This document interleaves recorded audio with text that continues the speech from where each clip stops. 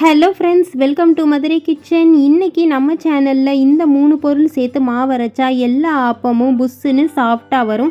இந்த 3 பொருட்களை எந்தெந்த டைமில் சேர்க்கணும், எந்த அளவுகளில் மாவு அரைச்சா நல்லா சாஃப்டாக மாவு நல்லா பொங்கி வரும், எல்லா டீட்டெயிலையுமே இந்த வீடியோவில் நான் சொல்லியிருக்கேன். ஸோ வீடியோவை ஸ்கிப் பண்ணாமல் ஃபுல்லாக பாருங்கள் ஃப்ரெண்ட்ஸ். நீங்கள் நம்ம சேனலை ஃபஸ்ட் டைம் பார்க்குறவங்களா இருந்தால் சப்ஸ்கிரைப் பண்ணிக்கோங்க, பக்கத்தில் இருக்க பெல் சிம்பலையும் கிளிக் பண்ணிக்கோங்க. ஃபஸ்ட்டு இந்த ரெசிபி பண்ணுறதுக்கு கிண்ணத்தில் 2 டம்ளர் பச்சரிசி சேர்த்துக்கோங்க. இது 200 கிராம் டம்ளர். 1 டம்ளர் உளுந்து சேர்த்துக்கோங்க. 2 டம்ளர் பச்சரிசிக்கு 1 டம்ளர் உளுந்து, அரை டம்ளர் இட்லி அரிசி. இப்போ இந்த 3ஐயும் சேர்த்து நல்லா 2 தடவை நல்லா தண்ணி ஊற்றி நல்லா களைஞ்சி எடுத்துக்கோங்க. தூசி மண் இருந்தாலும் வந்துடும். நல்லா இது போல் 2 தடவை களைஞ்சி எடுத்துட்டு இப்போ 3ஆவது தடவையாக நம்ம தண்ணி ஊற்ற போகிறோம். ஊற்றி இதை ஊற வைக்க போகிறோம்.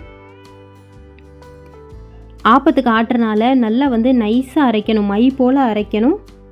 அதனால இது நல்லா ஊறி வரணும். 7 மணி நேரத்துக்கு ஊறட்டும். மூடி போட்டு ஒரு 7 மணி நேரத்துக்கு இருக்கட்டும். 7 மணி நேரம் கழித்து பார்ப்போம். இப்போ 7 மணி நேரம் போல் ஆயிடுச்சு. இப்போ இந்த தண்ணியை ஒரு கிண்ணத்தில் கலெக்ட் பண்ணி வச்சுக்கோங்க. நல்லா வடிகட்டி எடுத்துகிட்டு வந்தாச்சு.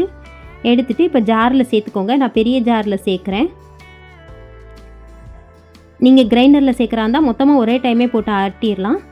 இப்போ ஃபஸ்ட்டு பொருள் சேர்க்க போகிறோம். என்னென்னு பார்த்தீங்கன்னா பழைய சோறு. பழைய சாதம் அதிகளவு நீங்கள் சேர்த்துட்டிங்கன்னா ஆப்பம் ரொம்ப ஹார்டாகிடும். அதனால் 2 டம்ளர் நான் அரிசி எடுத்திருக்கேன் இல்லையா, அதனால் நான் 2 கைக்கு மட்டும் நான் பழைய சாதம் சேர்த்துக்கிறேன்.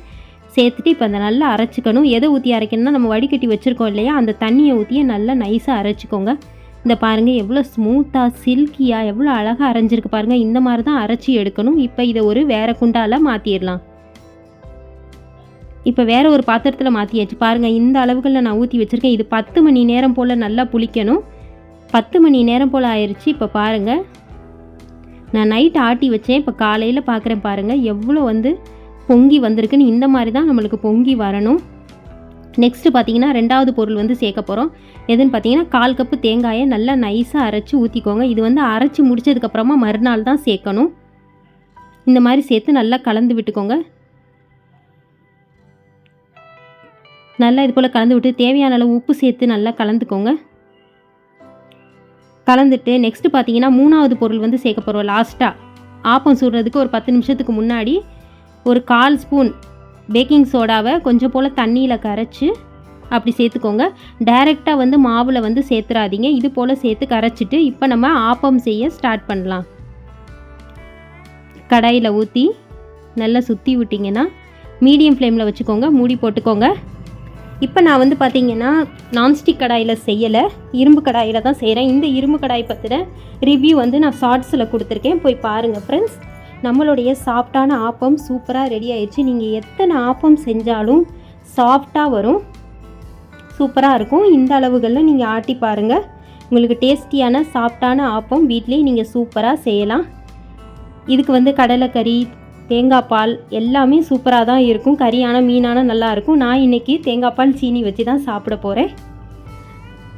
டேஸ்டியான ஒரு பிரேக்ஃபாஸ்ட் ரெசிபி. நீங்களும் இந்த ரெசிபியை ட்ரை பண்ணி பாருங்கள். இந்த ரெசிபியை உங்களுக்கு பிடிச்சிருந்தால் லைக் பண்ணுங்கள், ஷேர் பண்ணுங்கள்.